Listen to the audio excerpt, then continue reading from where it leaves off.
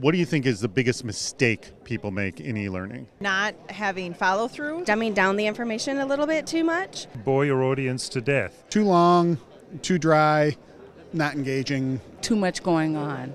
It should be simple. Keep it simple. Overwhelming a user, making them feel small inside the system. When you take a PowerPoint and convert it to e-learning and it becomes a page turner. Not doing any pre-work or post-work to keep them engaged afterward. Not think about your audience, I think, and thus not develop or customize that training to their specific needs. I think when you make something, you try to put too much engagement in just for the wow factor and the click factor, and it's not making any impact. Info dump, where people are just giving so much information that potentially is over someone's head, or kind of the opposite. It's so remedial, but the person's just going on, and there isn't an opportunity to interact. I think that you really have to engage people's minds and their emotions.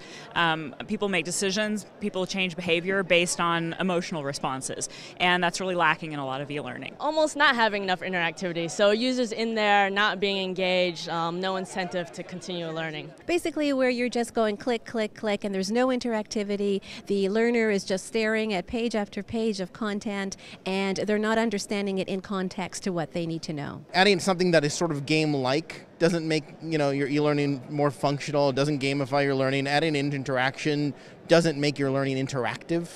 It's really about considered design. It's about learning how to design learning that teaches, not stuff that pops and clicks. Certainly anyone can just throw an interactive game into the middle of their e-learning course, but unless that directly relates back to the subject content of your course, then it's not going to stick. It's not relevant. So it has to reach back to your everyday life. Getting caught up in the easiness of the technology and not thinking enough about, I'm still in a class, I still have to do the things I did in the brick and mortar classroom in here. I just have to use the technology to replicate that. Probably one of the biggest mistakes is to concentrate too much on technology and not enough on the learner.